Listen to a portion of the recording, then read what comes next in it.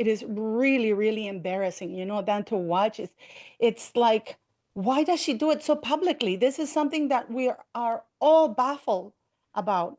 How can she lie so publicly about things that can be easily verified to be lies? What a flop. Polo has not made the top 10 shows on Netflix in the US, despite the company paying tens of millions of dollars for flop after flop after flop. Now, as you know, I described this as the worst series in Netflix history. What I wasn't aware of is that it looks like Meghan Markle, yet again, is telling big old porcupines. Royal YouTube sensation Paula M has been doing some really brilliant investigation on this. Lovely to have you on Outspoken. I know that you have gone through the absolute hell of giving 5 hours of your life to this rubbish too. But your investigations into this reveal that Meghan wasn't telling the truth there. Is that right? Hello, Dan. Thanks for having me. I mean, the question would be, when are they telling the truth? I That's was, true. especially you have to give it to her because when she went to Colombia and she got, I don't know if your viewers, for your viewers, I speak Spanish. I also have a Spanish channel. And all of my friends on YouTube, Spanish YouTubers, are like, what is she saying? I have friends that are from Argentina, right? And I think, this was recorded before they went to Colombia. So when she got on stage with the vice presidenta, she said that she hadn't practiced for 20 years or so because she was 5 weeks in Argentina. And I am, I don't understand why she lets that lie stand, because you don't you don't learn a language fluently in 5 weeks. And if she went to Argentina in 2002, at that time, Argentina was very, very volatile. I worked in embassies, and they don't allow you out and about, especially if you're the personnel of the U.S. Embassy or any embassies. In December 2001, there had been huge riots in Argentina, and then in January 2002, so all U.S. personnel was advised never to go out or parties or stuff like that.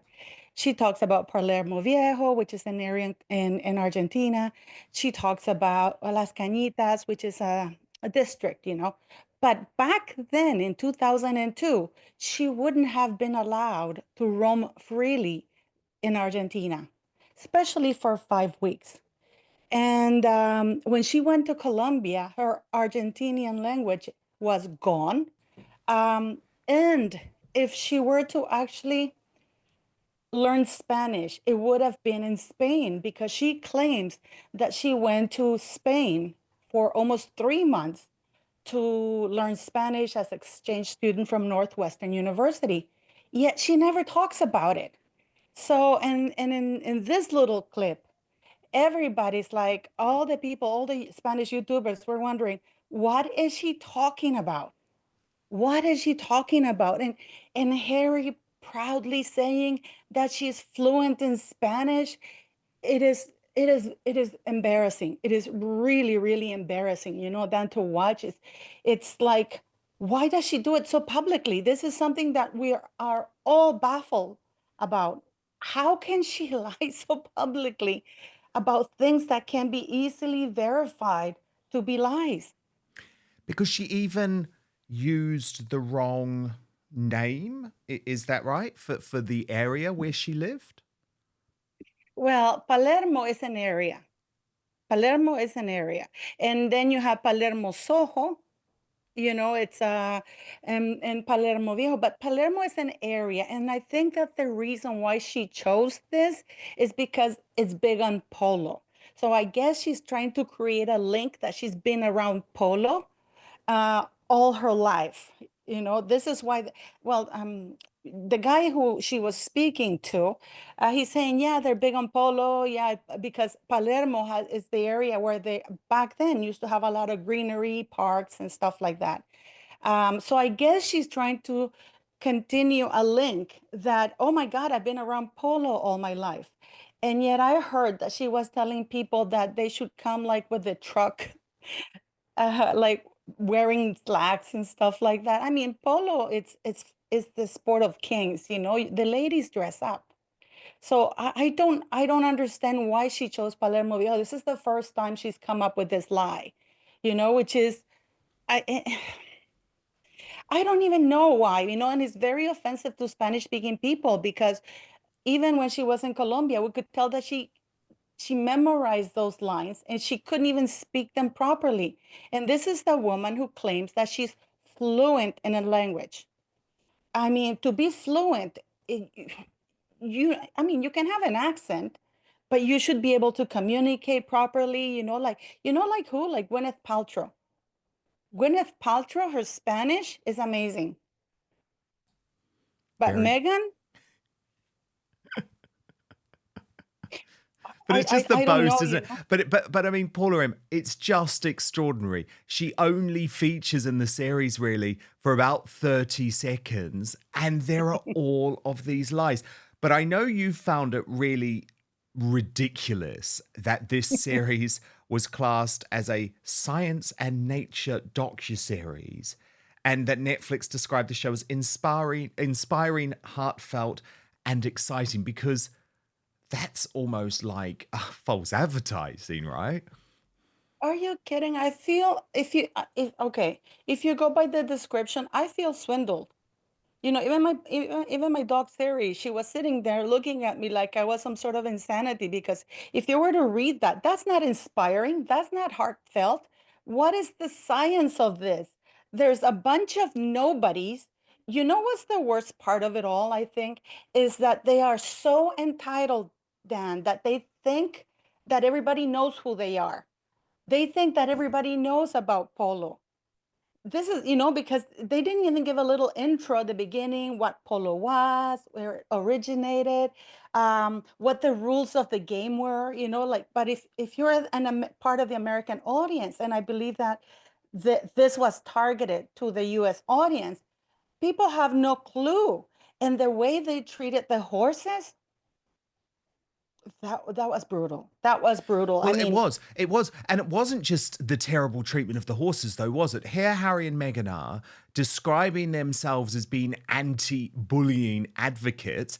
And actually, the main characters have really bullying attitudes. The guy, I think it's Dutton, to his young son, who he absolutely bullies if he doesn't play properly in this professional polo team, which he's pouring hundreds of thousands of dollars into. And then the other main character, who's pretty bullying towards his wife, actually, absolutely mortifying that the wife expects him to attend her baby shower. So none of these people are savory characters. Not at all surprising to me that these are the types of people that Meghan and Harry want to be around. But this whole idea that they were going to uplift, inspire, educate with their Netflix content is just for the birds. This is like a really bad version of the Real Housewives of Polo. yeah, I actually was joking that they should call it the Real Husbands of Polo. But these men are like, you know what they remind me of? It's like, I know you read Spare.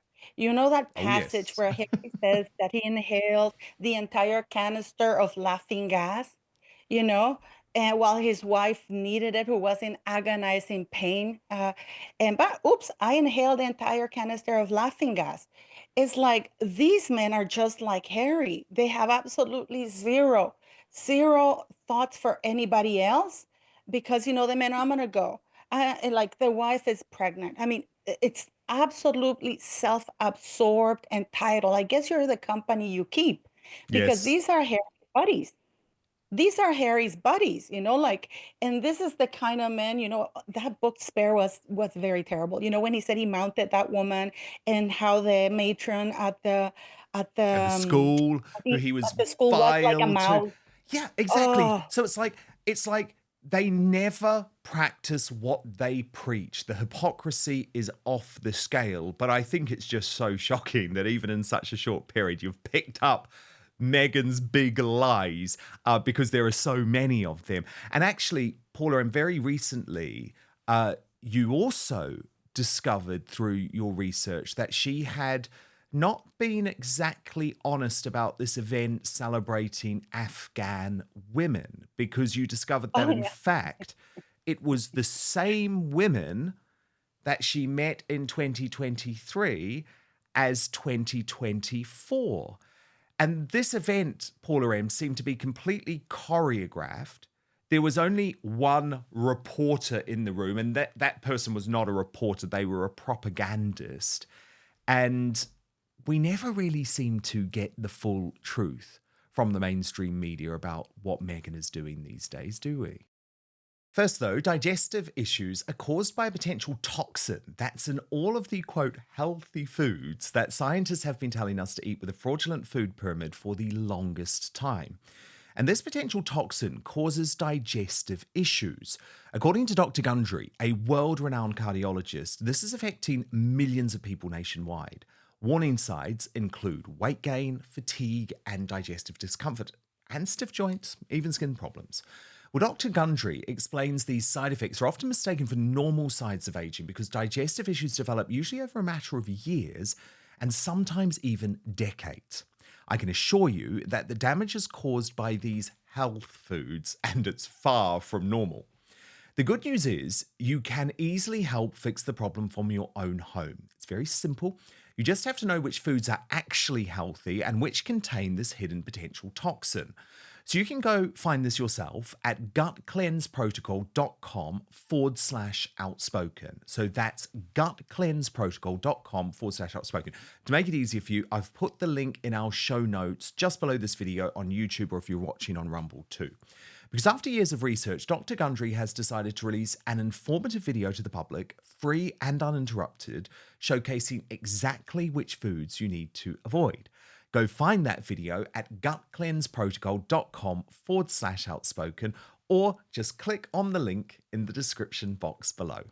But now, back to the show. No, it's disgusting, because by the way, they didn't that event was recorded in October, not November. That was recorded, I believe, on 26th of October. Yet they She released it as has if it was a Christmas event. as a Thanksgiving. Thanksgiving, that's It right, was a Thanksgiving. yes. I mean, this woman hangs on to pictures or events. It's exploitation 101, which drives me insane. This is recorded on October 26th, if I remember correctly, but it was at the end of October. And she hangs on to these things, and then she releases them when she wants to upstage somebody else. And she didn't bring any food, by the way. They say that, and you know what I really hate, Dan, is that the wording of the way they word stuff is like, if you say, well, she didn't bring any food or anything, and she goes, well, she didn't say she did bring food. She said like she hosted it. She didn't even bring that jam disaster that she has. Why not even bring that? You know what would have been a good show for Netflix? Her cooking, because apparently they asked her to come and cook for Thanksgiving. And of course, no, that's too much for the Duchess. Um, She it would have been only a cooks, great. Paula M. She only cooks if Netflix are paying her tens of millions of dollars. Okay, she doesn't cook for charity, this woman. She's not like Prince William, who was in there helping with the homeless charity, Yeah. hugging everyone, making the food. I mean, the contrast could not be greater. And then I've also got to ask you, Paula M, about what you made of this Tyler Perry event, because there's a lot of big question marks around that. He seemed totally off with her on the red carpet. She was stealing his thunder. Then on stage, even though she was on the committee for the Paley Center Honors, she wasn't up there at all. But Oprah Winfrey was, and Kerry Washington was. So what's really going on there? Well, from what a little birdie told me, Harry and Meghan were both listed to be there. If you look at the committee, they were both listed to be there. Because he's And on the from what committee. Yes, and this had been on for months. Now, Harry went on stage. I'm sure you've seen him going Yes, in on New stage on York. New Yeah. York, and the guy is asking him about him and stuff like that. And he goes, "Why are you here?" "Well, you invited me." And it's like, well, no, you could have turned it down, or there were many ways. There's a Spanish. This is saying in Spanish. There's many ways to skin a cat.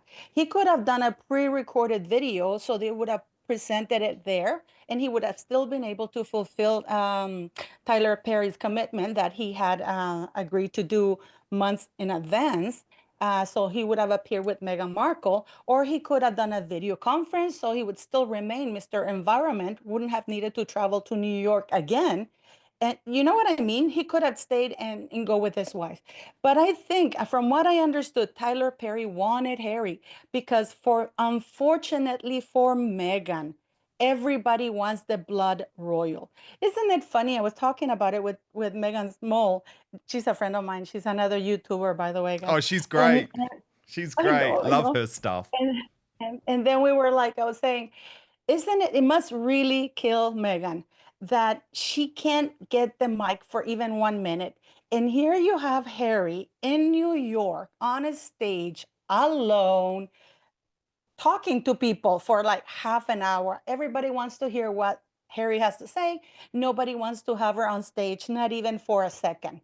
And not even And for an award that she was on the committee to decide I who know. won. I mean, it's extraordinary.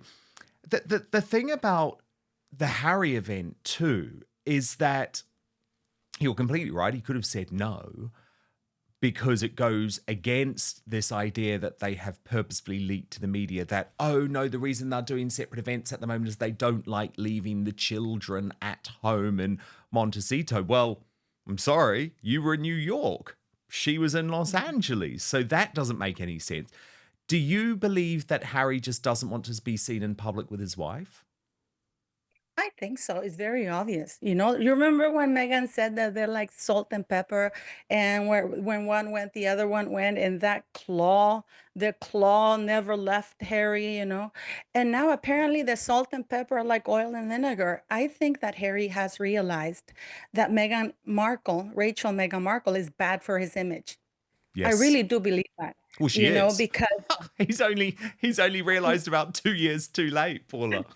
no, I know, but I think he's being, I hate to say this. I think we should find another verb for that. But I think Harry knows that he's being markled. I don't know if you've heard that expression. Oh, I, yes. and I think that he, we were having a debate the other day on a live that we were having with other Mexideers, and we have different opinions. A lot of them think that Harry was brainwashed, and that now he's kind of waking up from that nightmare, and he doesn't like where he's at because he's used to being loved. Remember that before he was with Meghan, everybody loved Harry. And I think that he's narcissistic enough to miss that.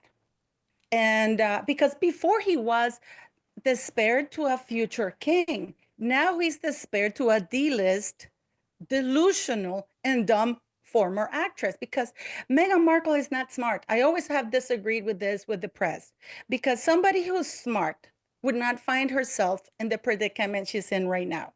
Totally agree. You know, she's she's Totally she's agree. she's dumb. It was She's dumb. so Like, simple for her to succeed. If she wasn't dumb, she would have succeeded. It was so simple. They were all rooting for her. The woke Hollywood elites were all rooting for her. Unfortunately, Harry is dumb too. I'm not one of these people, though, Paula, that has sympathy for Harry, because he did unspeakably terrible things to his family. Uh, and to the lake queen, Dan, to the lake Exactly, queen. exactly. And this idea, oh, he was brainwashed. No, no, no, no, no, no, no. You were warned. Everyone tried to warn you. Everyone sat you down. And at the end of the day, he wanted this. He wanted to be manipulated by her. So, yeah, is she manipulative? Of course she is. But this idea that Harry is some sort of nice guy, no, he's not. You know, I'm the person who has spoken to so many people who've worked for Harry. He is a nightmare. He is rude. He yells. He's volatile. This is not just a Meghan issue, even though, don't get me wrong, she's much worse. I'm actually not saying Harry is a bully like she is, but he's not Mr. Nice Guy. And I think we saw that on stage in New York, right? Like there were loads of times when his anger bubbled over and he struggled to contain it. I just think he's angry. You know what I think it is, Dan? I think, he doesn't want to admit that he screwed up because he doesn't want to hear the "I told you so." Because Totally. Because he's he's so that arrogant. stubborn. He must really, you know what? Never mind being in love with Meghan Markle.